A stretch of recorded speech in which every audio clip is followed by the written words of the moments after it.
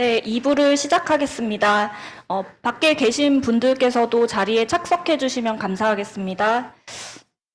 네. 안녕하세요. 전 세계에 계신 기본소득 지지자 여러분. 이번 세션은 다중위기 시대의 기본소득입니다. 저는 사회를 맡은 이지은이라고 합니다. 저는 현재 기본소득 한국 네트워크 이사로 활동하고 있습니다. 이 세션을 시작하기 앞서 제 이야기로 시작을 하면 제가 기본소득에 대해서 본격적으로 관심을 가지고 이제 마음을 두게 된 이유는 이제 보편적 복지국가로 나아가는데 기본소득이 발판이 될 것이다라는 생각 때문이었습니다. 그 중에서도 이제 특히 사회정책을 공부하는 저에게 복지국가의 어떤 후견주의적인 가부장성을 해소하고 보편적 권리성을 높이는, 강화하는, 그리고 무엇보다 개별성이라는 특징으로 인해서 기본소득이 젠더 정의를 이루는데 반드시 필요한 요소다라고 생각을 했습니다. 그런데 이번에 모두 경험했던 코로나19를 경험하면서 기본소득에 대한 저의 관점에 대해서 다시 한번 성찰해 보게 되었습니다. 과연 이 체제가 지속 가능한지, 그리고 나는 어떤 맥락에서 기본소득을 주장하고 싶은지, 그랬을 때 이제 분배정의의 측면에서 주장을 할 것인지, 혹은 젠더정의, 혹은 기후정의, 혹은 이 모두의 맥락, 이러한 고민들이 너무 슬프게도 지금 시적절한 주제가 되었습니다. 이렇게 기후위기라는 말로 다 담지 못할 정도로 절멸의 시대가 찾아왔고, 불평등은 계속돼서 이제 심화되고 있고, 무엇보다 앞전 세션에서 계속 논의되었듯이 불확실성이 계속해서 확대되고 있습니다. 이런 다중 위기의 시대에 우리는 어떻게 이러한 위기를 바라볼 수 있겠고, 이 안에서 기본소득은 어떤 의미일까요? 그랬을 때 이제 기본소득의 어떤 현재의 시대적 의미를 고찰하는 시간이 될 것입니다. 그래서 이러한 고민들을 논의하기 위해서 각 영역에서 활발히 연구해 오신 세 분의 연사를 모셨습니다. 먼저 발표를 시작하기에 앞서서 진행 순서를 먼저 말씀드리면, 이번 세션은 예상된 시간보다 15분 정도 일찍 끝낼 예정입니다. 왜냐하면 다음 세션 이동에 시간이 걸리기 때문이죠. 그랬을 때 이제 한국 시간으로 2시 45분에 마칠 예정입니다. 그리고 진행의 경우에는 세 분의 발표를 각각 듣고 이제 토론을 진행할 텐데요. 특히 이제 청중 토론으로 진행을 하겠습니다. 왜냐하면 여기 계신 훌륭한 청중분들과 더 많은 교류를 하고 싶기 때문이고요. 그리고 온라인으로 보고 계신 분들은 지금 채팅창 방은 이용할 수 없기 때문에 질문이 있으실 경우에는 손들기 기능을 이용을 해주시고, 그리고 발언 기회가 주어졌을 때 마이크를 켜고 말씀해 주시면 됩니다. 그러면 이제 첫 번째 세션의 폼을 열어주실 핀투 박사님을 모시겠습니다. 핀투 박사님은 굉장히 다채로운 이력을 가지고 계신데요. 먼저 학술적 측면에 있어서는 포르투갈 미노대학의 윤리정치사회센터의 연구원이시고요. 그리고 생태적 비전만이 글로벌 차원의 공정한 발전을 보장할 수 있다고 믿었기 때문에 석사학위로 이제 환경공학을 전공하셨습니다. 그리고 이제 박사학위 주제로는 보편적 기본소득과 지속 가능한 소비, 그리고 생태적 시민권 사이의 잠재성에 대한 연구를 수행하셨습니다. 그리고 정치적 측면으로는 포르투갈 정당인 리브르의 공동 창립자이기도 합니다. 그래서 이러한 정당을 창립한 이후에 유럽 선거구 후보로 출마하셨고 곧 선거를 앞두고 있다고 합니다. 이렇게 학술과 정치적 현장에서 활발하게 활동하고 있는 핀투 박사님께 이제 생태적 위기와 기본소득이라는 주제의 발표를 청해 듣도록 하겠습니다.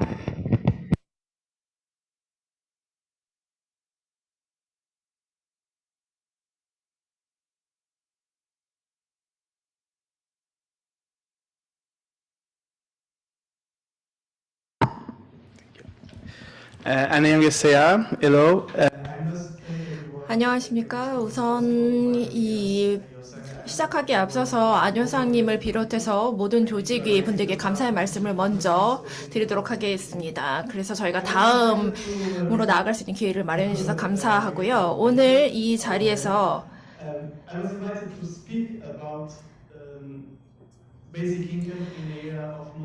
유한성과 미래, 인간의 삶, 기본소득 생태 위기라는 주제로 이제 이야기를 하게 되었는데요. 다양한 주제를 다루게 될 것이고요. 제 PT 같은 경우에는 여러 가지 요소들을 아주 상세하지는 못하겠지만 15분 동안 다루도록 하겠습니다.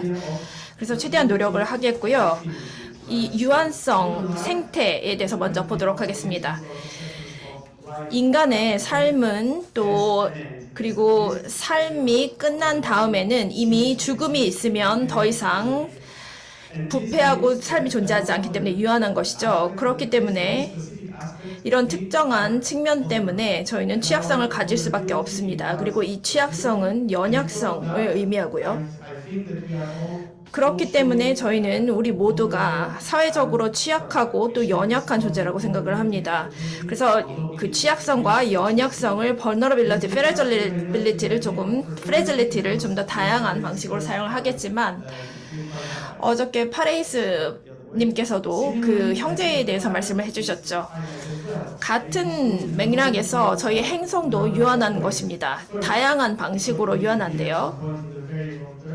장기적으로 보았을 때는 이제 소멸을 할 것이기 때문이고요. 그래서 내파하거나 외폭을 하거나 어쨌든 이것은 유한한 것이고요.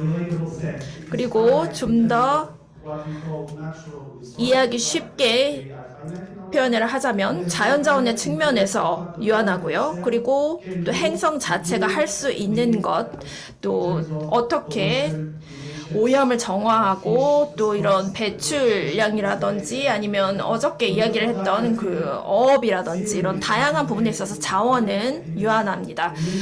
인간의 삶과 마찬가지로 이것을 유한성을 가지고 있기 때문에 취약성과 연약성을 동시에 가지고 있습니다. 그리고 이런 다중적인 위기, 바로 오늘 주제이기도 한데요. 이 다중적인 위기가 무엇인지를 먼저 말씀을 드리겠습니다. 지금 4가지를 열거해 놓았지만 다 연관이 되어 있고 또 다른 위기들도 존재하고 있습니다.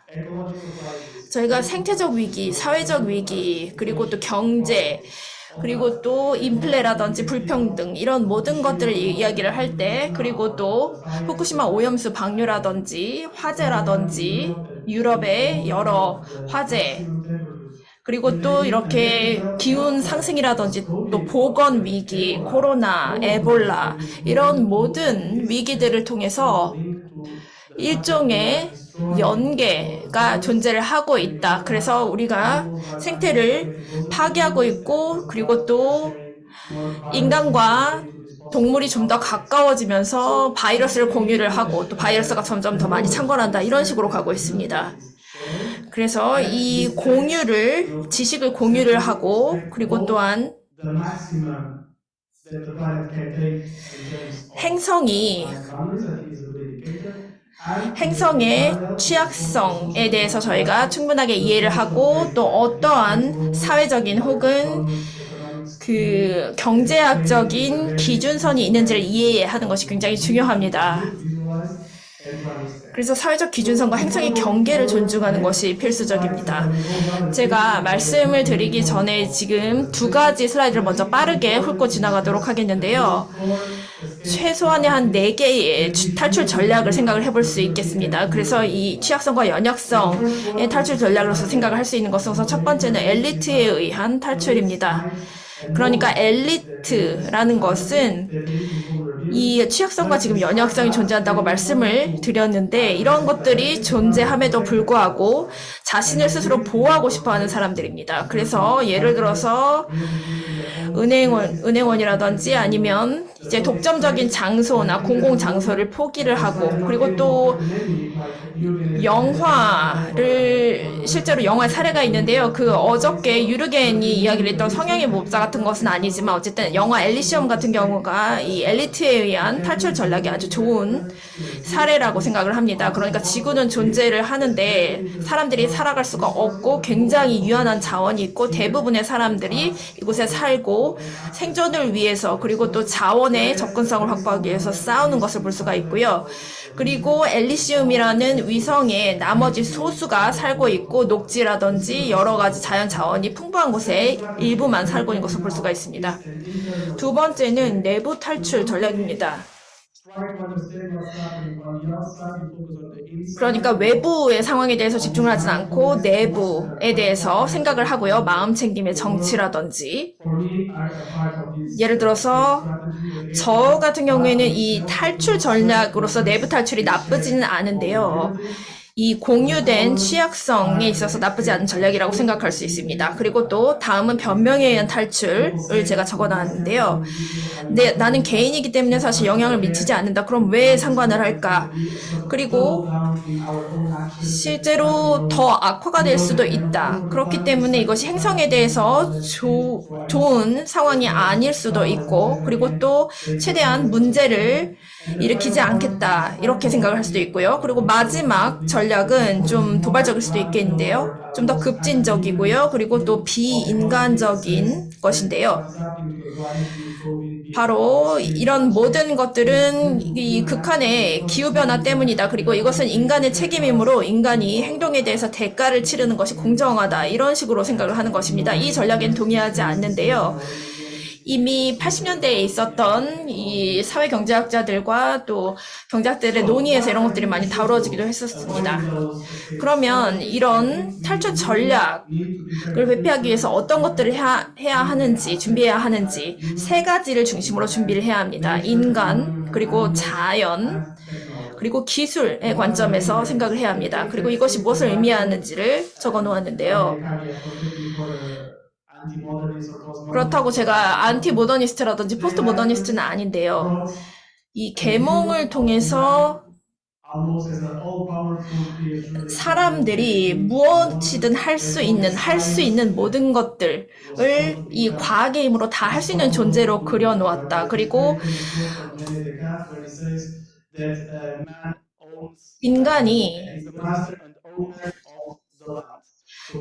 땅의 주인이다. 그리고 소유주의다라고 이야기를 하는데요. 그 인간의 해방이라는 것 자체는 좋음에도 불구하고 이것을 사실 행성의 희생으로서 얻기 때문입니다. 그리고 제가 초반에 말씀드렸다시피 행성은 유한한 것이고요.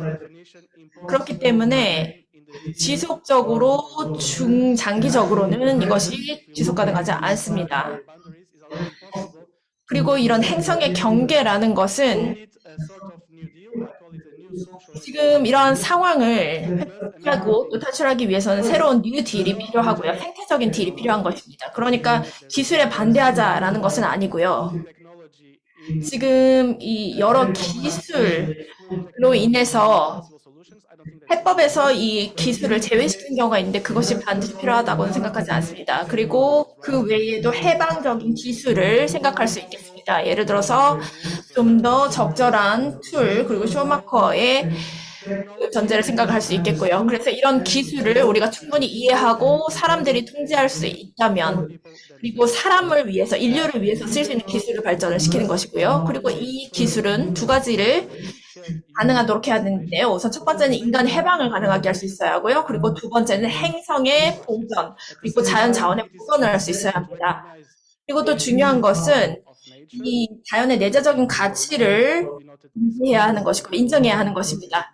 여러 부분에 있어서는 이에 대해서 논의가 있을 수 있는데요. 어쨌든 이렇게 내재적 가치를 인지를 하고 또 인간이 자연의 일부라는 것을 인지를 하는 것입니다. 메리 북신이 이 첫째, 둘째 자연이라고 정의를 하는 것들이 저희의 그 미래 논의에 있어서 중요한 역할을 할 것이라고 생각합니다. 그러면 기본소득 BI가 어떤 역할을 할 수 있을 것인가? 이런 새로운 사회적, 생태적 딜에 지지를 하기 위해서 어떤 역할을 BI가 할 수 있을 것인가? 그런데 사실 이게 굉장히 자세한 내용을 지금 다룰 시간이 없기 때문에 빠르게 진행을 해야 되는데요. 새로운 사회적 생태적인 위기에 대해서 저희가 이야기를 하면서 BI가 어떤 핵심적인 역할을 하면서 부의 불평등을 줄일 수 있는지를 이야기를 했습니다. 그래서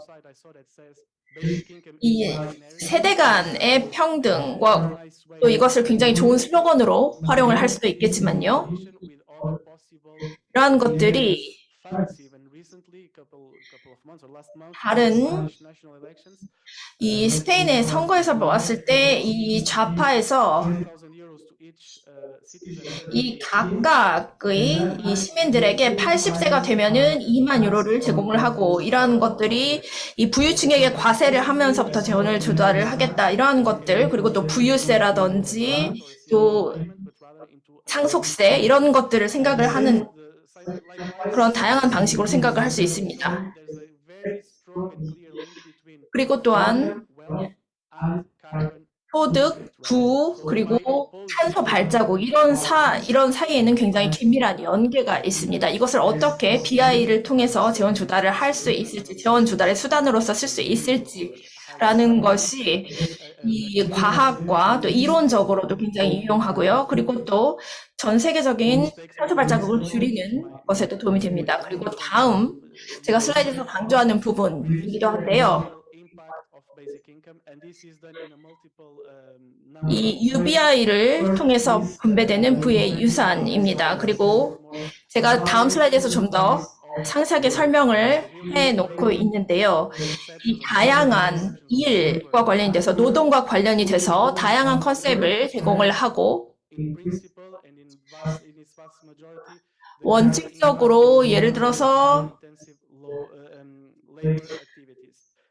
이 일의 유형에 따라서 어떻게 탄소 집약도가 다를 수 있는지를 구분을 하는 것입니다. 그리고 또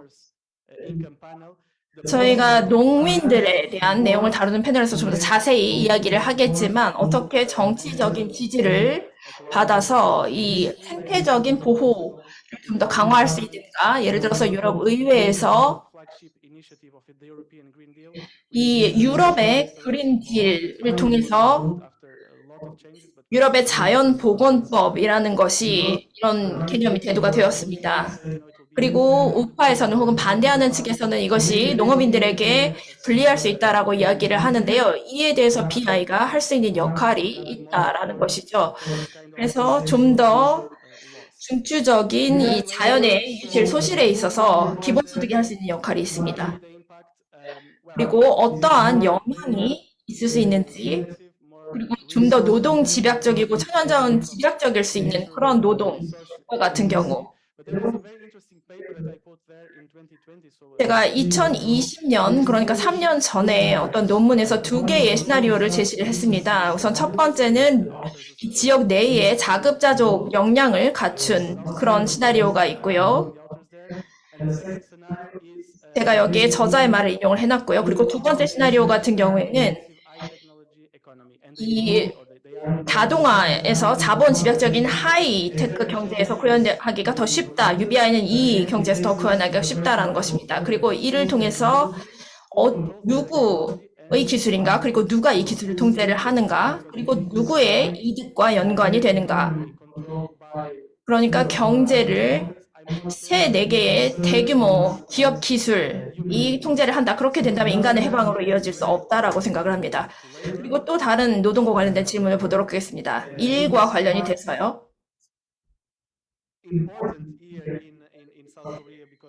한국에서 특히 중요하다고 생각을 하는 것은 제가 지금 오기 전에 몇 가지 이렇게 숫자를 보았는데요. 2000 근로시간을 볼 수가 있었습니다. 1000시간 좀 넘은 프랑스와는 굉장히 비교를 했을 때 높은 것이고요. 그리고 또 이렇게 과로라든지 많은 사람들이 과중한 노동시간으로 고통을 받고 있는 것을 볼 수가 있습니다. 그리고 이 대회사, 이 코로나로 인한 대퇴사 이러한 것들이 어떻게 바뀌게 될지 그리고 또 이것이 더욱더 가속화될지 그리고 또 유교적이라든지 어떤 문화적이나 또 종교적인 그런 요소들도 생각을 해야 하고요. 그리고 또 일과 관련이 된 이런 문화적인 변화는 어떤 것이 있을지 그리고 기본소득이 이에 어떻게 연관이 되는지 제가 15초밖에 지금 시간이 남지 않았는데요. 그래서 기본소득이 사회 혁신에 기여를 할 수 있다라고 생각을 합니다. 그래서 어떠한 요소들을 고려를 해야 되는지 적었습니다. 안드레고가 이야기를 했던 내용이고요. 예, 제가 지금 타이머를 끄겠습니다. One minute, June, sorry. 예, 한 1분만 더 시간을 주시기 바랍니다. Which is basically where we develop the activities we want ourselves. 그래서 무언가를 개발을 시켰을 때 이것을 우리가 Yes. 자율성을 가지고 이것을 통제를 하는 것이고요. But the thing is, even the more important is 그리고 또 기본소득과 관련해서 더욱더 중요한 것은 이 기본소득이라는 것이 가능성을 제시를 한다. 우리가 어떤 모습이 되고 싶어 하는가에 대한 가능성을 제시를 하고 우리가 무엇이 될 수 있는가에 대한 가능성을 제시를 한다. 그렇기 때문에 많은 잠재력을 준다라는 것이고요. 지금 그것이 발현되지 않는 것은 이 경제적인 수단을 갖추지 않았기 때문에 충분한 잠재력을 발휘하지 못하는 것이다라는 것입니다. 그래서 저희가 지금 이 초기 단계이기 때문에 제가 한국 동료들과 이야기를 하면서 아주 어렸을 때부터 이렇게 과외 교사님이라든지 이런 분들께서 그 교육을 제공을 하시고 그렇게 되면 기본적으로 어린 나이부터 많은 기회를 박탈을 당할 수가 있다는 이야기를 들었습니다. 그래서 제가 슬라이드에서 보시다시피 이런 정치적인 혁신을 이야기를 할 때 필립님께서 말씀하셨던 내용과 마찬가지로 주고 또 다시 받을 수 있는 것 그리고 이러한 모든 것들이 이제 인류학과 관련되어 있고요.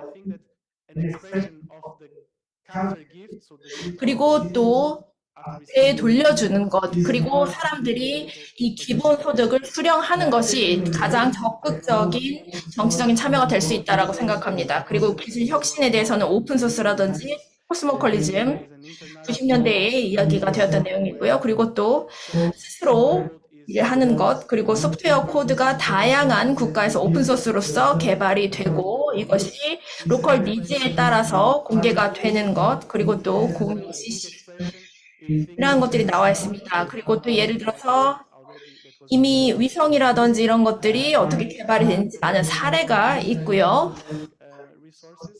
또 자원의 공유와 같은 것들을 생각할 수 있습니다. 그러니까 기본 소득이라는 것이 실질적인 기여를 통해서 이 기술 혁신을 통해 인간을 해방할 수 있는 방식으로 기술 혁신을 활용을 해야 한다라는 것이고요. 이것을 통해서 새로운 상상의 세계를 열어가는 것입니다. 그러니까 유럽이라든지 아니면 특정 국가에 주도하는 그런 세상이 아니고요. 예를 들어서 한국, 또 다양한 국가들이 다양한 견해를 가지고 참여를 하고요. 그리고 또한 이 기본 소득이라는 것이 인간과 자연 사이의 이원론을 종식시키는 데 기여할 수 있다라고 적어놓았습니다. 그리고 이 19세기에 지리학자가 이야기를 했다시피 인간은 그리고 자연은 서로에 대한 인식을 얻게 되는 것이라고 표현을 하기도 했습니다. 감사합니다. 네, 감사합니다. 핀트 박사님. 각 위기 속에서 특히 어떻게 생태적 취약성과 사회적 취약성이 연결돼서 상호작용하고 있는지, 그리고 그 안에 기본소득이 어떤 의미인지 그 새로운 가능성에 주목해 주셨습니다. 다음으로 청해 들을 발표는 이제 정치경제연구소 대안의 금민 소장님입니다. 금민 소장님은 2009년부터 기본소득 한국 네트워크를 창립하는 데 기여하셨고 현재 이사로 활동하고 있습니다. 오랫동안 정치적 철학을 공부해 오셨고 디지털 자본주의, 에너지 전환, 기본소득, 공유부 배당과 같이 다양한 방면으로 연구를 해오셨습니다. 특히 이제 2020년에 한국에서 출간된 모두의 몫을 모두에게라는 책은 공유부 배당 기본소득론을 정립하는 데 기념비적인 책이라고 평가할 수 있겠습니다. 가장 최근에는 인공지능의 정치 경제학에서 기본소득의 의의를 이끌어내는 연구를 수행하고 있고요. 오늘은 그 이야기를 듣는 시간을 갖도록 하겠습니다. 기본소득 이론화를 선도하고 있는 금민 소장님의 발표를 듣겠습니다. 네, 감사합니다. 발표는 한국어로 하겠습니다. 네, 바야흐로 인공지능의 시대라고 말을 할 수 있는데, 사회적인 논의는 주로 인공지능 윤리를 중심으로 해서 이루어지고 있습니다. 인공지능의 정치경제학에 대한 탐구는 매우 적습니다. 인공지능을 개발하는 사람들은 기업이죠. 하이테크. 기술기업들이 인공지능을 개발합니다. 왜 개발할까? 자본의 이윤을 극대화하기 위해서 개발을 합니다. 근데 여기서 중요한 문제는 도대체 어떤 방식으로 극대화하는가라는 문제입니다. 인공지능이 새로운 물질을 발명한다든지 또는 새로운 제조 방식을 만들어낸다든지 이런 수준으로까지 발전해 있는 상태는 아닙니다. 그러나 인공지능의 활용은 시간의 경제에 큰 영향을 미치고 있습니다. 그래서 경제는 인공지능이 도입된 이후로 더 빨리, 매일매일 더 빨리 움직입니다. 그리고 이 데이터 기반 인공지능이야말로 자본주의 경제를 가속화시키는 거라고 말씀드릴 수 있을 것 같습니다. 첫 번째, 생산 가동 시간을 줄여서 생산 주기를 단축하고 또 광고 플랫폼에서 알 수 있듯이 유통 주기를 단축하며 재투자 주기 역시 짧아지고 있습니다. 이런 방식으로 인공지능은 자본의 이윤 생산에 기여를 하고 있습니다.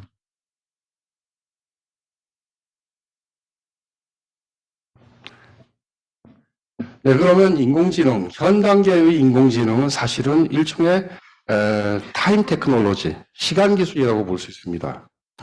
그리고 이 시간 기술을 장악한 자본은 단순히 생산만 장악하고 있는 게 아니라 재생산까지 포함해서 사회 인프라 전체를 장악하게 되고, 그리고 앞으로 인공지능을 개발하는 만큼 사회 인프라 전체에 대한 자본의 장악은 훨씬 더 심대하게 될 겁니다. 인공지능이 과연 어디에 기초해 있는가? 인공지능이 이윤을 만들어내는데 이 이윤을 만들어내는 방식은 그 원천이 무엇인가? 이런 질문을 던져볼 필요가 있습니다. 제가 생각할 때 이런 두 가지 종류의 이 추출주의, 엑스트랙티비즘에 기초해 있다라고 말씀드릴 수 있을 것 같습니다. 먼저 데이터를 추출해야 됩니다. 그리고 환경 생태적인 측면에서 원자재 역시 무시할 수 없죠. 리튬을 추출해야 됩니다. 그리고 사실은 세 번째 추출주의로 얘기할 수 있습니다. 전기를 써야죠. 어마어마한 에너지를 필요로 합니다. 자, 데이터에 대해서 우리가 어떻게 봐야 될 건가라는 질문을 할 수 있는데, 이 데이터는 노동이 아닙니다. 노동이 아니고 인간 활동의 기록물, 리코더라고 볼 수 있습니다. 그래서 자본이 추출하고 저장하고 그 데이터에 기반해서 인공지능을 개발할 수 있는 겁니다. 그래서 오늘날 인공지능 자본주의의 가장 핵심은 데이터 추출이라고 말할 수 있고, 그래서 그 데이터 추출을 하는 이 사회적 관계는 플랫폼이고, 그 플랫폼 캐피탈리즘이라는 말로 인공지능을 설명하는 시도도 등장하게 됩니다.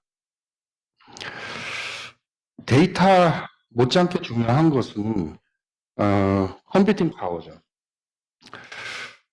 최근 1, 2년 동안 이 LLM, 라지 랭귀지 모델이 등장을 해서 인공지능 개발에 의해서 굉장히 어떤 시금석이 됐습니다. 그리고 많은 사회적인 논쟁들이 뜨겁게 달아올랐습니다.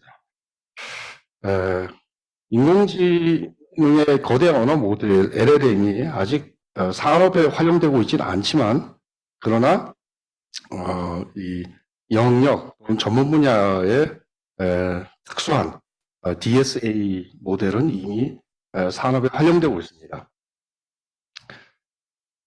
LLM이 계속 발전한다 그러면은 LLM을 개발하는 빅테크들은 일종의 클라우드 플랫폼이 될 겁니다. 그리고 모든 알고리즘 개발은 이 LLM을 기반으로 해서 LLM이라는 클라우드 플랫폼에 접속해서 이루어지는 겁니다. 그렇게 될 때 몇몇 이 LLM 개발하는 오픈 AI라든지 메타라든지 등등 이런 거대 기업들은 일종의 이 R&D에 있어서 사회적 인프라 전체를 통째로 장악하게 됩니다. 왜 이렇게 됐는가? 이게 굉장히 중요한 문제인데요. 옛날에는 CPU를 이용했습니다. 그때는 모든 개발자들이 비교적 비슷한 조건에서 개발을 했습니다. 이제는 GPU를 이용합니다. 그리고 이 GPU는 굉장히 많은 자본 집적적인 투자가 필요합니다. 결국 현재 인공지능 개발은 사실은 컴퓨팅 파워를 독점하고 있는 소수의 기술 대기업에 의해서 이루어지는 겁니다. 네,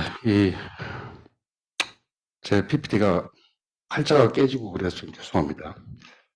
인공지능의 효과가 뭐냐? 긍정적인 효과도 분명히 있습니다. 우리는 인공지능으로 인해서 이 시간을 단축할 수 있습니다.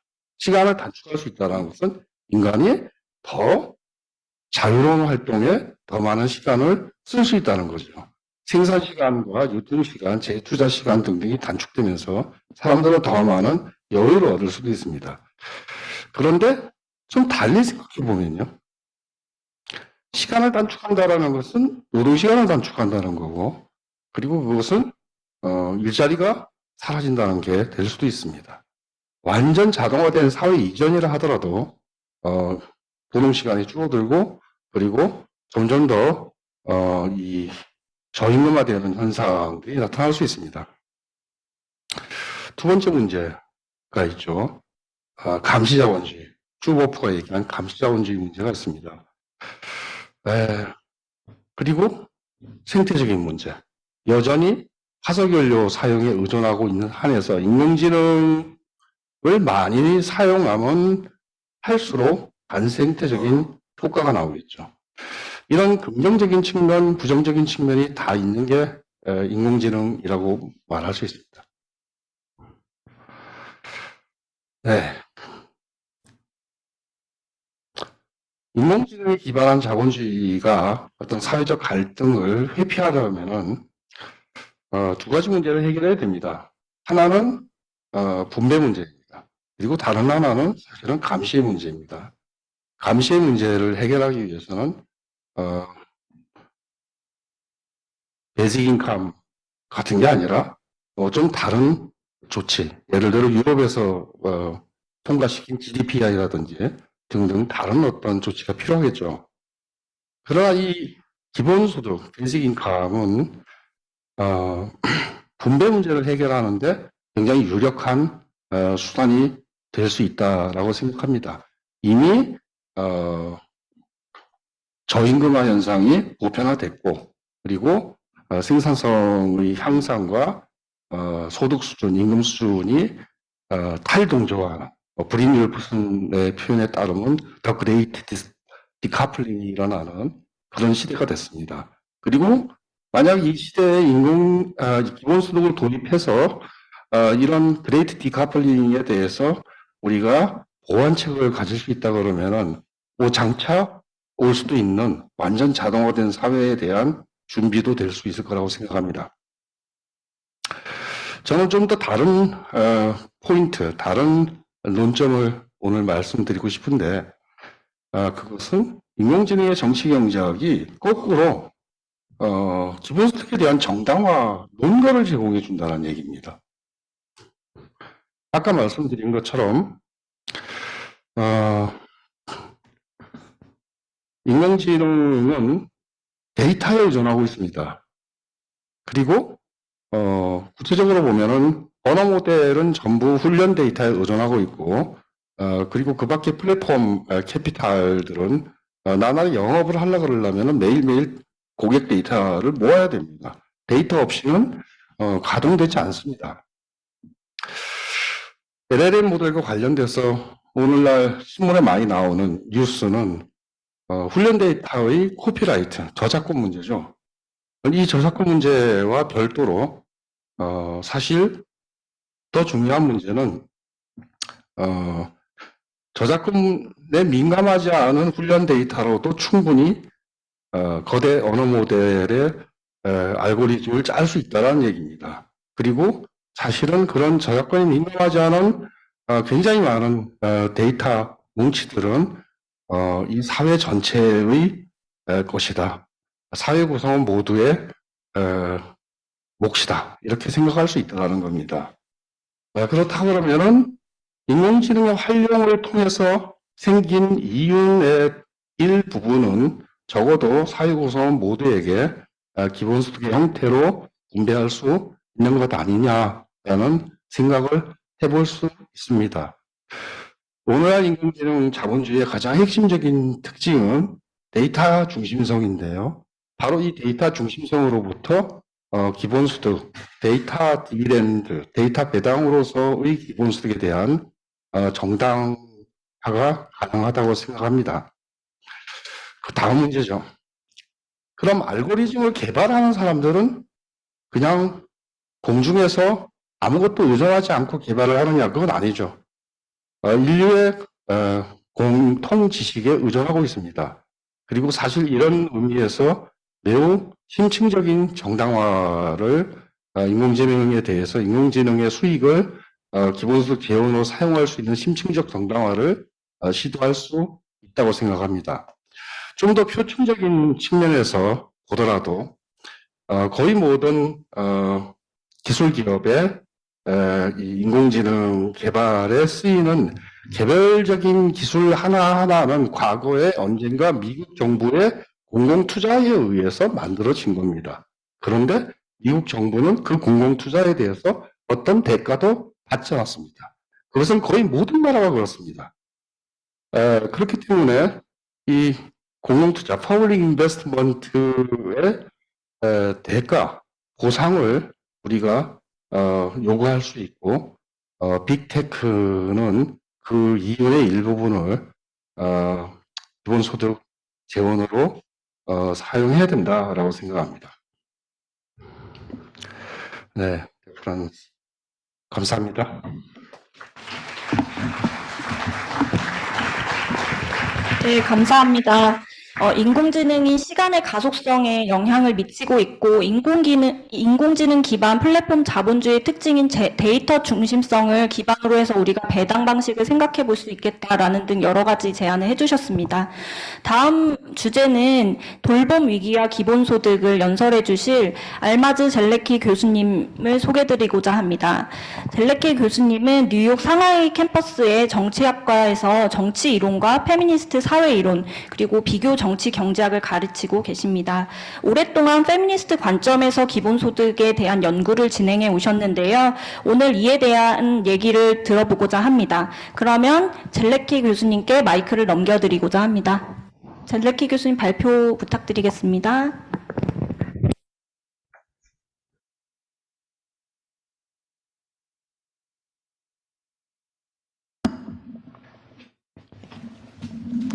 Good afternoon. 안녕하십니까? 서울에서 열리는 또 다른 멋진 비엔 컨퍼런스에 이렇게 참석하게 되어서 굉장히 기쁘게 생각합니다. 이화여대에 초대받게 되어서 기쁘게 생각하고요.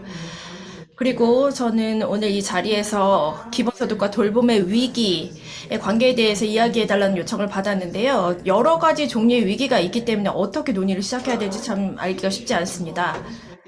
그런데 어쨌든 지금 저희가 특히나 심각한 위기의 순간에 있다라는 생각으로 잠시 문제를 제기하고 싶습니다. 돌봄이 위기에 처한 것은 적어도 산업 자본주의가 출현한 이후부터 계속 위기에 있었습니다.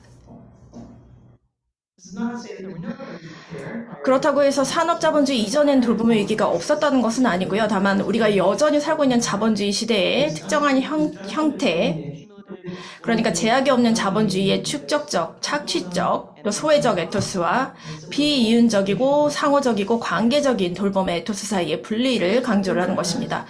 돌봄은 일반적으로 돌봄 서비스를 이용할 수 없게 되거나 아니면 가부장적인 자본주의가로 우리가 선호하는 수준의 저비용이나 무료 기반에서 이용할 수 없게 될 때 위기로 인식이 됩니다.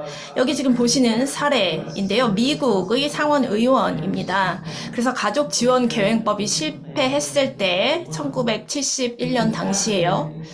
이 보장소득을 미국에서 할 수 없었는데요. 왜냐면 이 상원 의원께서 다림질을 할 여성을 찾을 수가 없었기 때문입니다.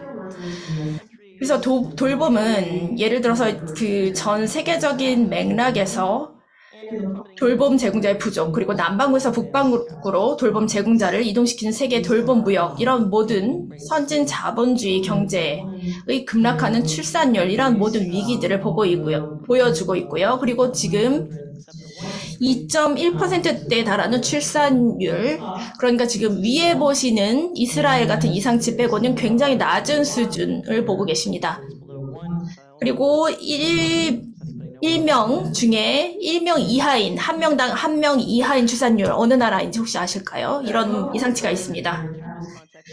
자본주의적 맥락에서 돌봄에 대한 낮은 시장 가격은 항상 돌봄 제공자와 돌봄 수요자에게 위기였습니다. 그리고 또 주로 돌봄을 담당하는 사람들의 만연하고 지속적인 경제적, 정치적, 사회적 불평등은 주로 여성들에게 일어났고요. 지금 유럽 양성평등 연구소에서 어떻게 젠더 불평등이 존재를 하는가 100점을 기준으로 나타나는 점수입니다. 돌봄의 위기는 현대 자본주의의 시장 근본주의의 결과입니다. 이는 노동자와 자본 소유자에게 이익이 되지 않는 사회적 관계를 몰아냅니다. 기본소득 그 자체만으로는 현대 자본주의 모든 문제를 해결할 수는 없고, 그리고 특히 우리나라 미국을 포함한 특정 국가에서 더 과도적으로 나타나는 문제를 해결할 수 없습니다. 그렇지만 기본소득은 그 근본에서 비영리적 형태의 인간관계를 인정하고 또 가능하게 하고, 사회의 모든 구성원들에게 영리를 창출하지 못한 사람에게도 품위 있는 삶을 살 수 있는 수단을 보장합니다. 그래서 결과적으로 이 기본소득의 개념이라는 것은 인간 존재의 불가피한 불확실성, 그리고 상호 의존성을 우리가 어떻게 지지하거나 지지하지 못하는지에 대한 방식을 분석하는 데 유용하게 사용을 할 수가 있습니다. 그리고 가부장적 자본주의에서 돌봄 작업은 성별의 불평등에 의해 조직되고 강화되기 때문에 오늘 제가 다루고 싶은 질문은 기본소득이 우리를 보다 성평등한 사회로 나아가게 하는데 어떻게 도움이 될 수 있는가 하는 것입니다. 그래서 제가 이 현실 속의 기본소득이라는 주제를 유토피아적인 형태가 아닌 실현 가능한 형태의 성평등으로의 전환을 상상을 하면서 생각을 해봤습니다. 그리고 또 안효상님께서 그린 이미지에서 이제 더 이상 기본소득이 더 이상 문 앞의 적이 아니라 성 속의 말이다라는 표현을 생각을 했고요. 여기서 영감을 얻었습니다. 그러니까 다른 말로 표현을 하면 기본소득은 많은 나라에서 대중적인 밈으로 자리 잡았고요. 그런데 아직 정치적인 의제에는 확고하게 자리 잡지는 못했습니다. 그래서 지금 밈을 보여드리고 있고요. 기본소득, 그러니까 좌우 모두 미국에서 안드류 양이 왼쪽에 나와 있고요. 그리고 또 이 공화당 대통령이 지금 어떻게 기본소득을 비웃고 있는지 그런 밈들이 있습니다.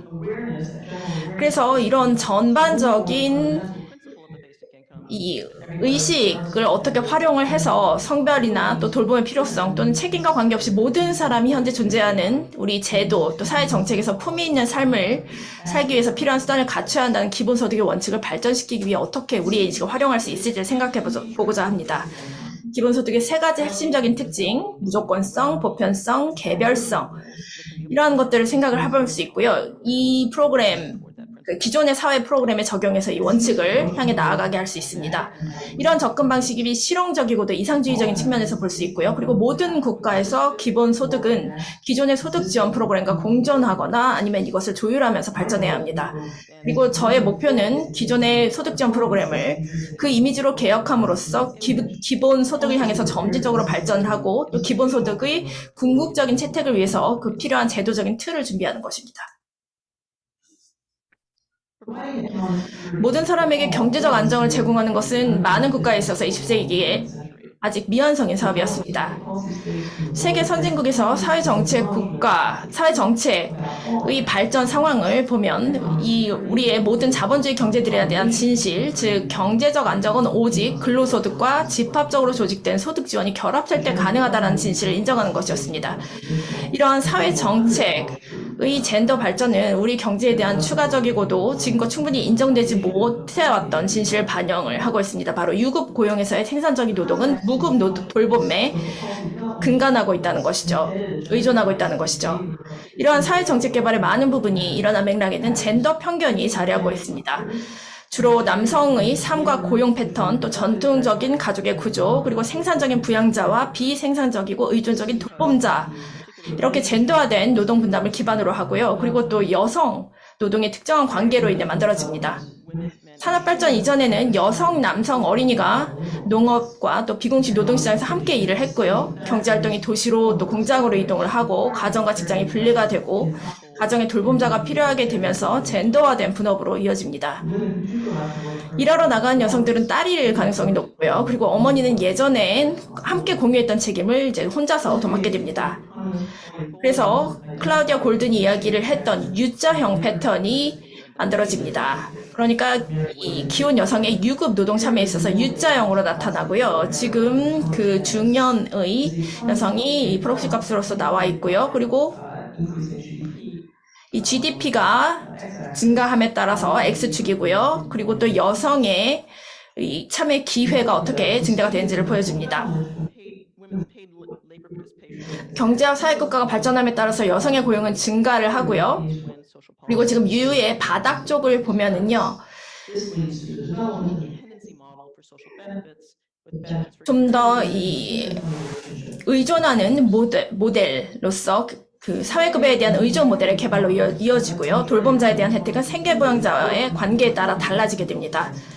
오늘날 어머니를 포함해서 대다수의 여성이 대부분의 선진국에서 유급 고용직으로 일을 하고 있습니다. 하지만 여성은 여전히 무급 돌봄이라는 불균형적인 책임을 지고 있고 이에 따라 유급 고용시간 단축, 지속적인 고용 감소, 많은 국가에서는 남성보다 높은 여성의 교육 수준에도 불구하고 지속적인 임금 격차란 결과로 이어집니다. 그리고 많은 국가에서 사회정책은 이러한 변화에 따라 크게 발전하지 않았고 또 시장경제에서 무급 돌봄의 책임이란 과제를 완화시키기보다는 이것을 더욱더 심화시킵니다. 기본소득의 세 가지 주요 특징은 변화를 가져올 수 있는 길을 제시를 하고 있습니다. 이는 기본소득의 시행을 하기 이전에 또는 정치적 상황이 무르익었을 때 이를 시행할 제도적인 준비를 하면서 우리의 돌봄 책임을 좀 더 잘 지원하도록 기존의 소득 지원 프로그램을 바꿀 수 있는 방법을 보여줍니다. 그래서 제가 하는 기본소득 실현 가능성에 대한 연구에서 이러한 과제에 대해서 취하는 접근 방식을 공유하고자 하는데요. 물론 미국이 사회정책 발전에 있어서 많은 나라들에 뒤처져 있는 것을 알고 있는데요. 제시카 컬라코가 코로나 당시에 이야기를 했던 것처럼 그 유럽도 마찬가지라고 생각을 합니다. 유럽에서는 미국 같은 경우는 사회안전망이 여성이다라고 말을 하기도 했습니다. 그런데 더 많은 사회정책을 가졌음에도 불구하고 미국보다 더 사회정책이 잘 돼 있음에도 불구하고 성불평등이 존재하는 국가에 많이 있습니다. 미국 여성의 경우 같은 경우 기존 소득 지원 프로그램에 대한 기본소득의 세 가지 주요 특징 중에 가장 혁신적인 것은 개별성입니다. 우리 소득 지원 프로그램이 결혼 여부 또는 가구 기반으로 하고 있기 때문에 경제적인 안정을 해치는 결과가 나타나는데요. 여기에 네 가지 예를 보여드리도록 하겠습니다.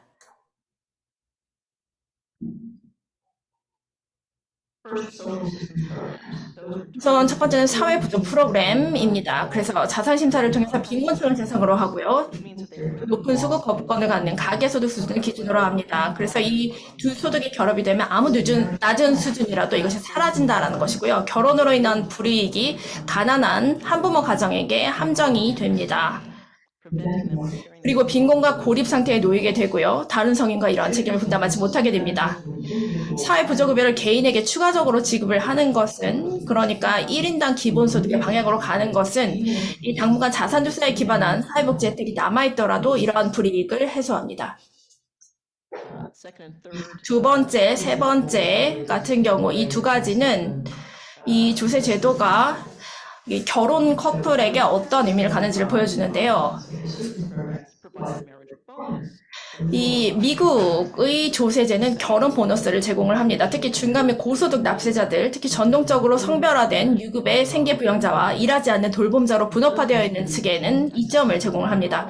결혼한 부부에게 이 공동 세금 평가를 통해서 이를 수행을 하는 것이고요. 독신 납세자, 또 한부모 가정과 비교해서 결혼한 부부에게 유리합니다. 이 결혼 보너스는 가장 경제적으로 취약한 사람과 또 가장 특권을 누리는 사람 사이의 불평등을 심화를 하고 그리고 또 돌봄 서비스의 공공 제공에 지출할 수 있는 세수를 줄입니다. 과세를 개별 기준으로 전환하면 이 동일한 소득을 가진 소득자의 부담을 평등하게 할 수 있고요. 이는 시장이 만들어낸 불평등을 심화하는 것이 아니라 완화할 수가 있습니다. 결혼한 부부의 합산 과세는 또한 2차 소득자 유급노동 디스인센티브라는 효과를 가져와서 여성에게 영향을 미칩니다. 그리고 이는 모든 성별의 저소득 배우자에게도 적용이 됩니다. 누진세 제도에서 합산과세는 소득세 부담을 배우자 간에 균등하게 분할해서 1차 소득자에 대한 누진세율은 효과적으로 낮추고 2차 소득자에 대한 누진세율은 인상합니다. 이것은 2차 소득자의 유급 노동을 최소화하고 그리고 1차 소득자의 유급 노동을 극대화하는 경제적 인센티브를 창출을 하고요. 유급 노동과 무급 보육 사이의 불균등한 노동 분업을 강화를 하고 또 미국 연금 제도에 의해서 악화가 되는 소득과 부의 평생에 걸친 불평등을 초래합니다. 실증 연구에 따르면 과세 및 조세 제도 혜택 제공을 개별성을 확보하도록 전환하게 되면 유급 노동과 최소한 무급 돌봄 노동을 사용할 수 있는 시간에 있어서 좀 더 성평등적인 분담이 가능해집니다. 일부 국가에서는 여성의 유급 노동 시간이 30%까지 증가하고 또 남성의 시간이 다소이긴 하지만 유의미하게 단축이 됩니다. 마지막도 조세하고 관련이 되어 있는데요. 개인에 대해서 어떻게 그 조세가 이루어지는지입니다. 지난 미국 대통령 행정부의 세법은 각 가구 구성원에 대한 개인 및 추가 세금 면제를 폐지를 하고 세금 신고 상태에 따라서 달라지는 표준 면제를 선호해서 결혼한 부부는 자녀 유무와 관계가 없이 가장 큰 면제를 받았습니다. 현 대통령 정부에서는 아동에 대한 환급성 면제를 복원하려고 시도를 했는데요. 그렇지만 이것을 더 1년 이상 연장을 할 수 없었습니다. 코로나에 대한 대응의 일환이었기 때문이고요. 그래서 아동에 대한 개발 면제는 육아 비용에 있어서 중요한 지원일 뿐만이 아니라 기존 아동 수당이 없는 미국과 같은 국가에서는 진정한 보편적 기본소득을 위한 인프라의 중요한 부분입니다. 이러한 사례에서 보다시피 표면적으로는 미국 시민의 경제적 안정을 증진하기 위해서 고안이 된 젠더 중립적 소득 지원 프로그램은 대신 무급 돌봄과 유급 노동의 성별 분배로 인한 발생하는 불평등을 악화시키고 강화합니다. 그리고 이러한 경우 무조건적, 보편적, 특히 개별적인 기본소득 원칙은 돌봄자를 보다 지원하고 모든 성별의 근로자가 경제적 불안정에 직면하지 않고 돌봄 책임을 맡을 수 있는 길을 제시합니다. 이런 소득 지원의 사례는 미국의 사례이긴 한데요. 그런데 세계의 모든 국가에서 경제적, 정치적, 사회적 권력에서 성별의 불평등이 지속적으로 존재하는 것을 볼 수 있습니다. 유럽연합의 2023년 성평등 보고서에 따르면 사회적 지출이 미국보다도 높은 국가에서 고용, 급여, 연금, 무급 돌봄에서 성별 격차가 계속되는 것을 볼 수 있습니다. 그리고 세계경제포럼의 유럽의 성평등 격차를 24%로 개선을 하고 있고요. 그리고 그 격차를 좁히기 위해서는 67년이 걸릴 것으로 예상하고 있습니다. 그리고 경제 참여 및 기회와 관련된 하위 지수에서 미국은 실제로 유럽의 4개의 국가를 제외하고는 다른 국가보다 높은 수지를 보이는데요. 이 4개의 국가는 노르웨이, 아이슬란드, 스웨덴, 핀란드 4개 굉장히 중요하고 그렇지만 유럽 인구의 아주 작은 부분을 차지하는 국가들만이 미국을 앞섰습니다. 소득 지원 프로그램 및 사회 정책은 보다 관대하고 광범위한 사회 정책을 가진 국가에서도 시장 기반의 성 불평등을 시정하지 못하고 성평등하지 못한 분업을 계속 강화합니다. 페미니스트의 관점에서 기본소득에 대한 아이디어를 검토를 하고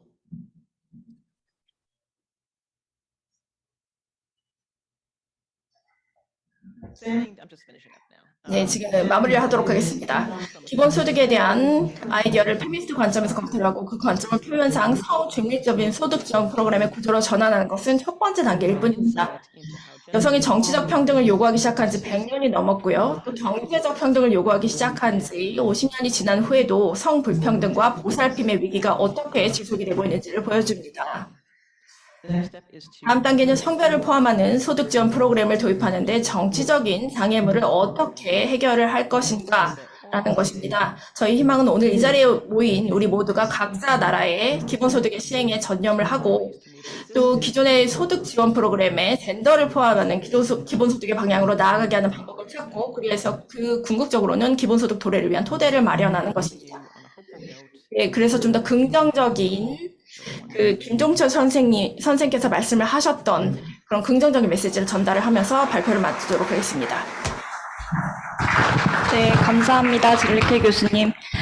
젤리케 교수님께서는 이제 현재 자본주의 체제가 어떻게 지금의 현재의 생산 노동이 재생산 노동에 의존하고 있고, 그리고 임노동 중심의 성별 분업 구조가 공고화되고 있는지 짚어주셨고, 특히 젠더 중립적인 미국의 소득보장 제도와 비교했을 때 기본소득이 어떠한 측면에서 젠더 정의로 나아갈 수 있는 수단이 될 수 있을지를 논의해 주셨습니다.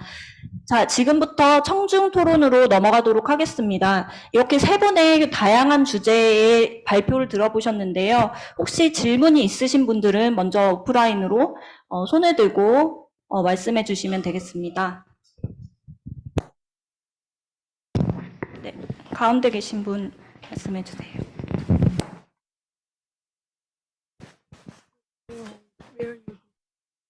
Hello, I'm Julio Linares, part of the EC of.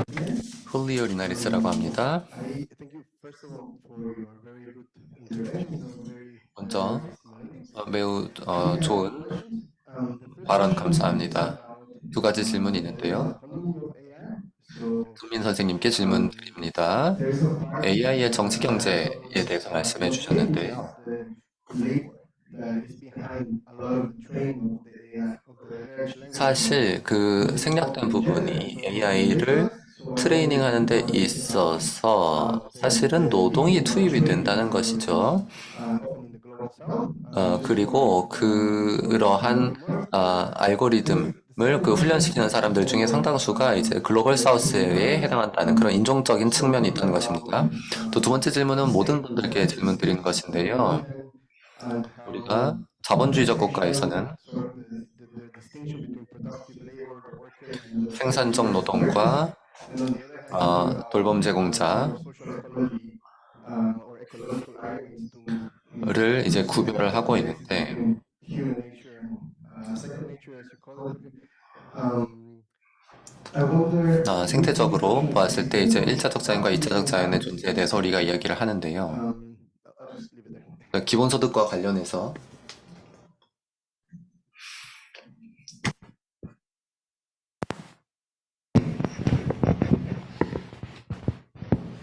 We answer that. 야, 또 다른 질문이 있으실까요?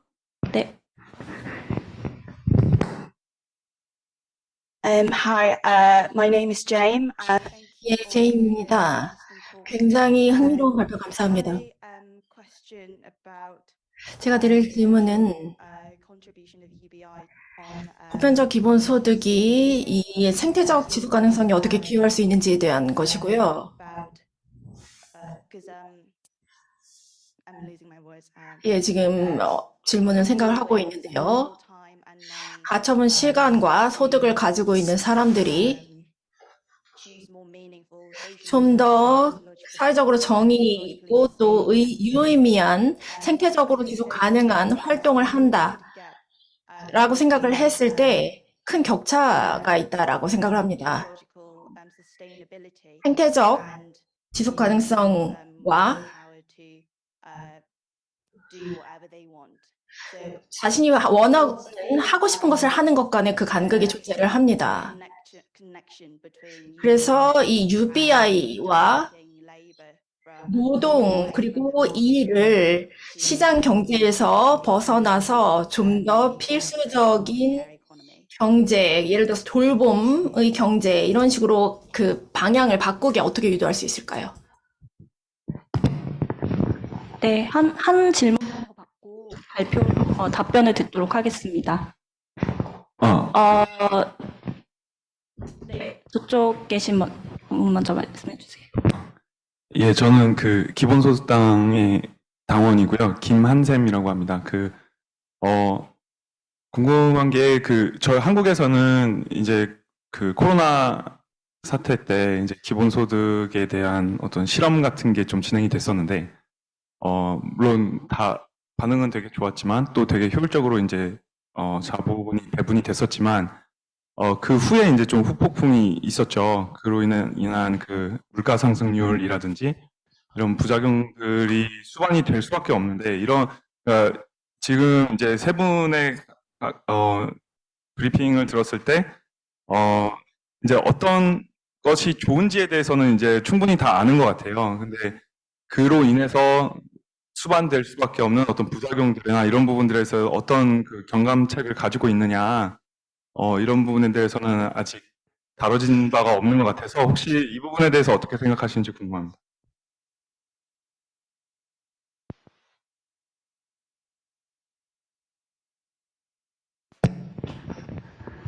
네, 세 분의 질문 감사합니다.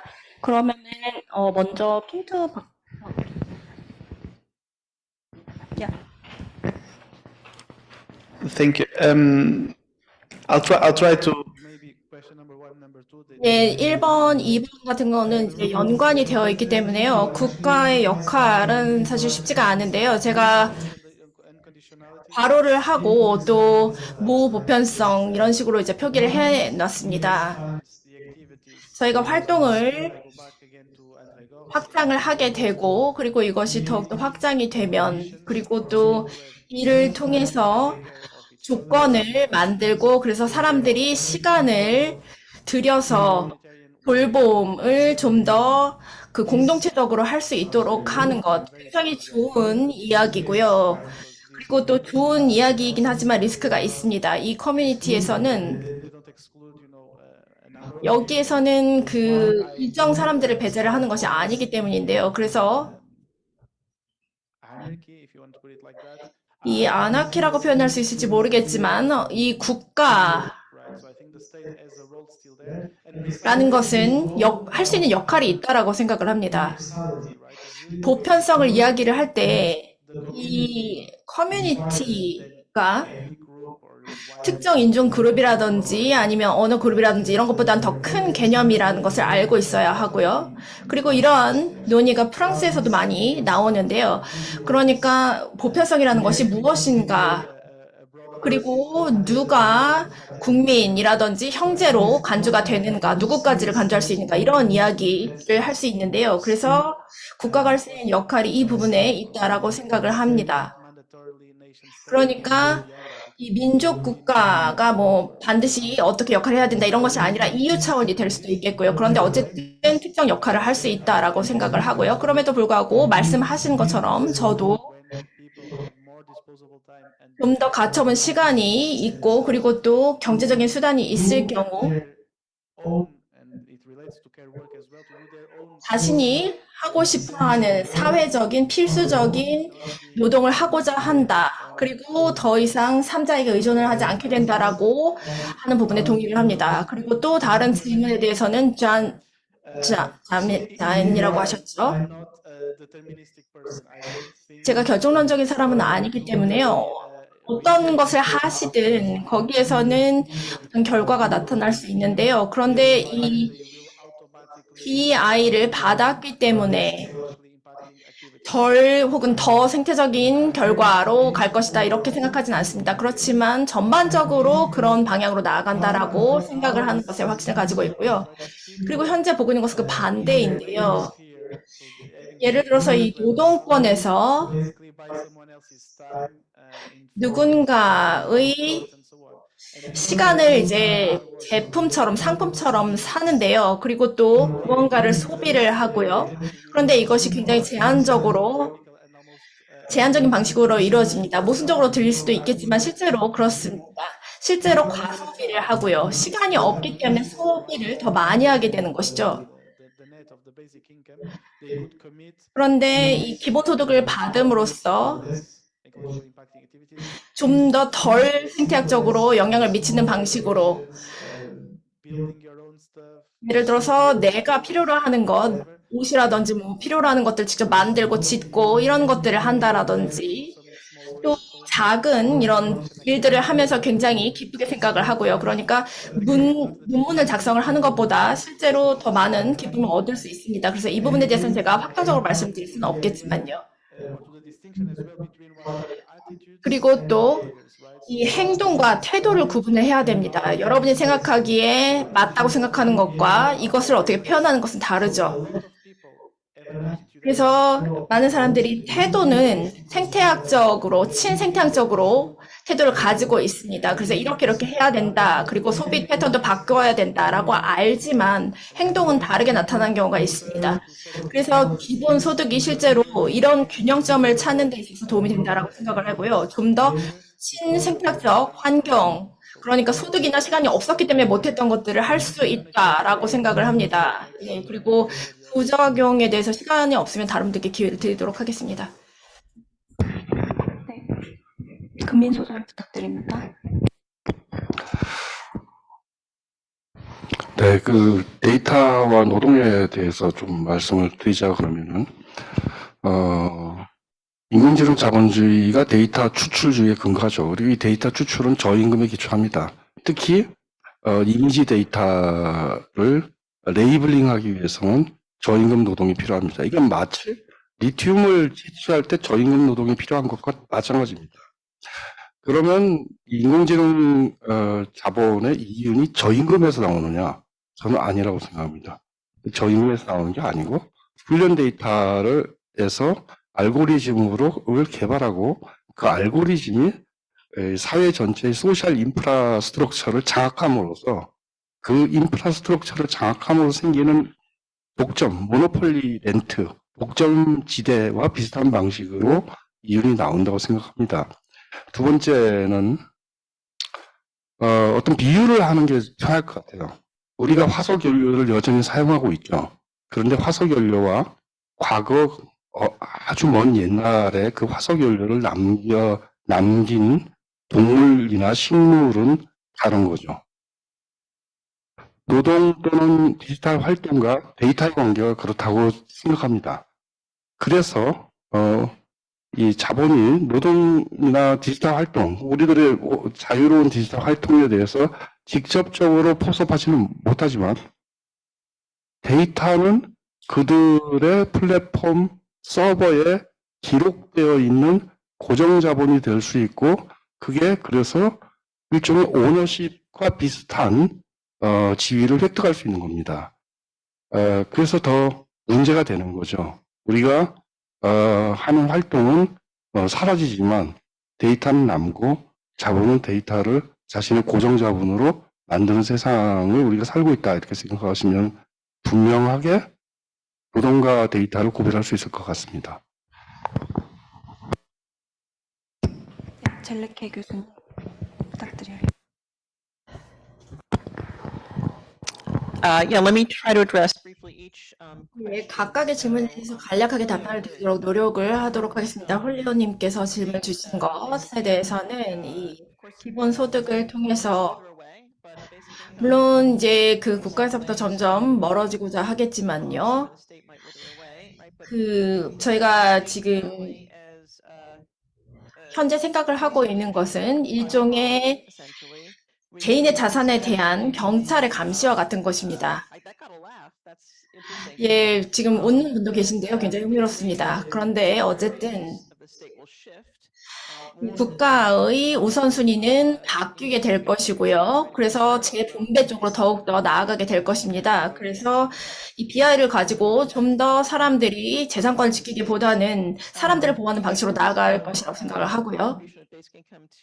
그리고 기본소득이 어떻게 생태학적 방향성에 기여하는가 이 부분에 대해서는 두 가지 생각이 있습니다.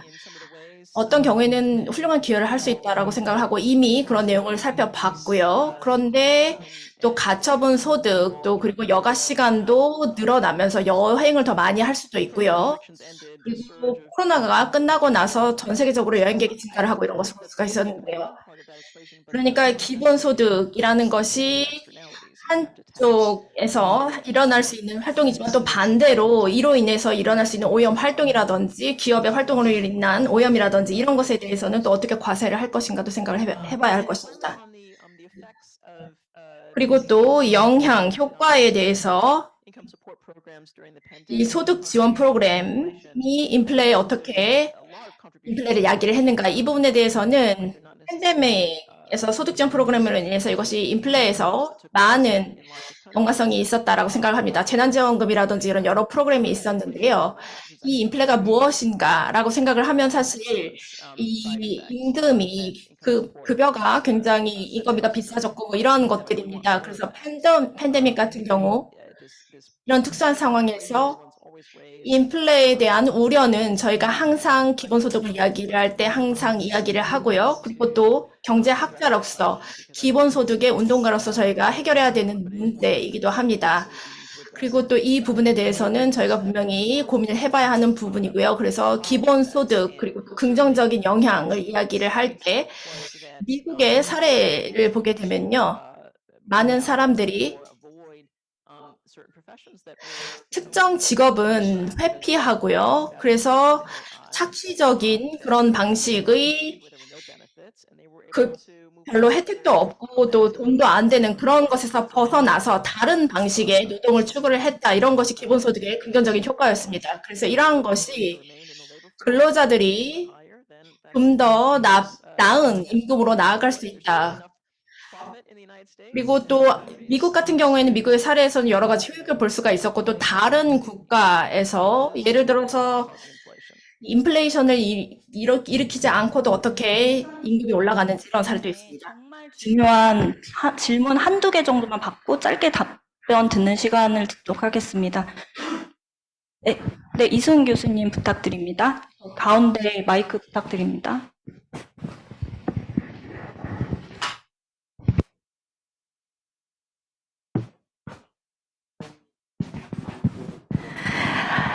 Hello. I have 네, 제 질문은 핀투 교수님께 드리도록 하겠습니다. 좀 짧게 할 텐데요. 핀투 교수님께서 이제 과로사를 언급을 해주신 것이 이제 감사한데요. 저희 연구진에서 연구를 해보니 어떤 표준적인 노동자가 어느 정도 이제 안정적인 일자리에서 일하고 있다라고 할 때 사실 비정규직에 비해서 굉장히 더 오랫동안 일하고 있다는 걸 알 수가 있었습니다. 이걸 보면 소득이라는 것이 유일한 원인은 아니라는 것이죠. 장시간 노동의 유일한 원인은 아니라는 것입니다. 어찌 보면 우리가 이러한 자본주의적 노동 집약적인 체제에 지나치게 길들여져 있다는 생각이 듭니다. 그래서 저는 기본소득이 자연스럽게 생태적 행동으로 전환될 것이라고 생각하진 않습니다. 우리가 그래서 현실 속의 기본소득을 도입할 때는 여기에 일종의 넛지를 도입할 필요가 있습니다. 참여소득과 같은 그런 설계에서 우리가 참고를 할 수 있는 것인데요. 그래서 저는 그런 어떤 행동에 대한 넛지를 포함해서 일종의 조건을 붙여서 부분적 단계적으로 기본소득으로 넘어갈 수 있지 않을까. 다시 말해 우리 스스로를 좀 디톡스할 필요가 있다. 자연을 착취하는 우리 어떤 시스템 속에서의 행동에서 좀 벗어나는 디톡스를 설계할 필요가 있다는 것입니다. 다음은 이제 금민 선생님께 질문 드리겠습니다. 영어로 계속 얘기할 텐데요. 간단한 질문인데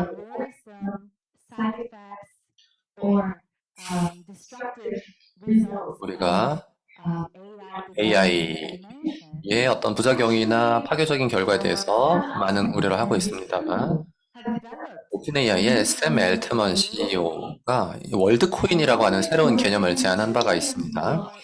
그러면서 이미 200만 명 가량이 이 월드코인이라는 아이디어에 동참을 했습니다. 월드 아이디가 발급이 되었습니다. 그래서 이 사람들이 주장하는 게 우리 기본소득 네트워크에서 얘기하는 거랑 거의 똑같습니다.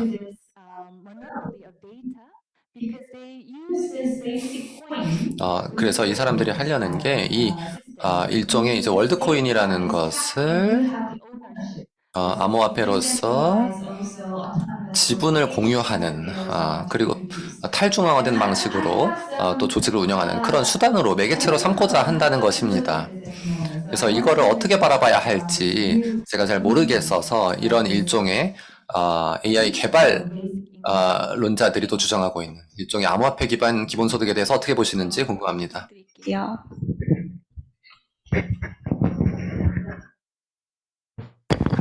네, 일단 제가 디파이 그 코인 샘 엘트만이 그 주장을 하고 그리고 샘 엘트만이 오픈 AI도 만들었지만 기본소득 지지자이기도 하고 그런데 사실은 제 개인적인 입장에서 매우 회의가 듭니다.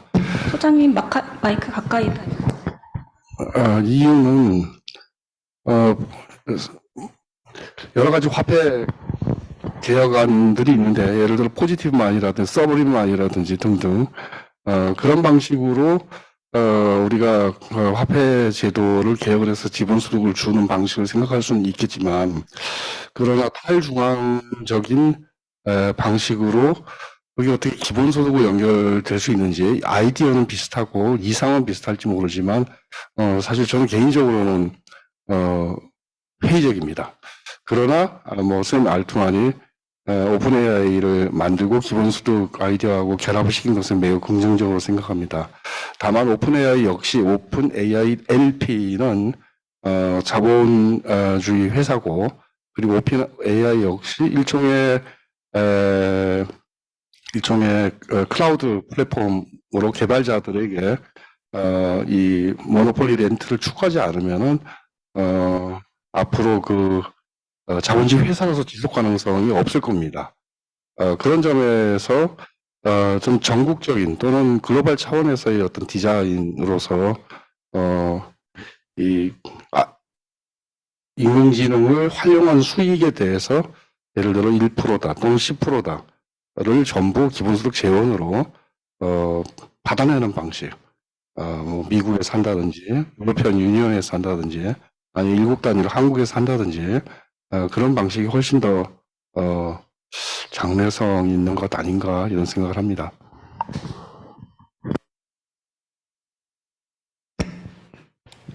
Thank you for the question. And 질문 감사드립니다. 사실 놀랍지는 않은데요. 지금 연구 그룹에서 내린 결론에 대해서 놀랍지 않다고 생각합니다. 다양한 사례들이 있는데요. 그 사유들을 보게 되면 좀 더 안정적인 그리고 이 좀 더 큰 기업 같은 경우에는 좀 더 특정한 프로필을 유인을 하게 되고요. 그래서 이것이 계속 자족적으로 돌아갈 수 있습니다. 예, 제가 너무 잔인하게 표현을 안 하려고 하는데요. 집단적인 자정 혹은 경계라는 것이 있습니다. 그래서 만약에 내가 옆을 보게 되면 그냥 한 10시간만 일을 한다. 그러면 옆에서 서로 일하는 것들에 대해서 견제를 한다든지 이런 것들이 있을 수 있습니다. 어떤 기분인지 저도 잘 알고 있고요. 그래서 제가 만약에 이 BI를 시행을 하는 것과 근로시간 단축, 법적 단축, 그러면 저는 두 번째를 선택을 하겠습니다. 이 두 가지가 같이 가야 된다라고 생각을 하지만요. 가처분 시간을 이야기를 할 때 제가 항상 이야기를 하는 것은 국가가 이 근로시간 단축을 보장해야 한다라는 것입니다. 한국 같은 경우 제가 정확하게 기억을 하는 게 맞다면요. 2, 3년 전 같은 경우에는 근로시간이 법적으로 단축이 됐는데요. 지금 60시간 정도, 주 60시간 정도로 알고 있습니다. 아직도 다른 것을 하기에는 너무나 많이 일을 하는 시간인 건데요. 그리고 참여소득 같은 경우에는 이 부분에 대해서 논문을 읽고 그리고 할 말도 너무 많은데요. 지금 이렇게 BI로 나아가는 완전한 BI로 나아가는 데 있어서 첫 시작점이 될 수 있는데요. 그리고 또 기본 소득보다는 훨씬 그 개념을 제시하기에 더 쉽기도 용이하기도 합니다. 예, 2초만 더 사용하겠습니다. 그래서 이 세부적인 내용을 보고 구체적인 참여소득의 사례를 보게 되면 굉장히 복잡하고요. 그리고 주기적으로 봤을 때는 복잡해지고 그리고 또 궁극적으로는 자산조사 이런 식으로 이어질 수 있다는 것입니다. 마지막으로 젤레케스 교수님 잠깐 말씀드리고 세션 마치도록 하겠습니다. Yeah, just one quick point on 한 가지만 잠시 말씀드리면요. 근로시간과 관련돼서요. OECD 근로시간 감축은 그 세금을 높이는 것입니다. 그러니까 한국 같은 경우에는 사실 지금 유럽과 비교를 했을 때 노동에 대해서 더 많은 과세를 하고 있는데 한국은 너무 낮습니다. 감사합니다. 오늘 여러 가지 이야기를 많이 못 나눴는데요. 이 세션 끝나고 또 더 많은 실전적인 토론이 이어졌으면 좋겠습니다. 네, 감사합니다.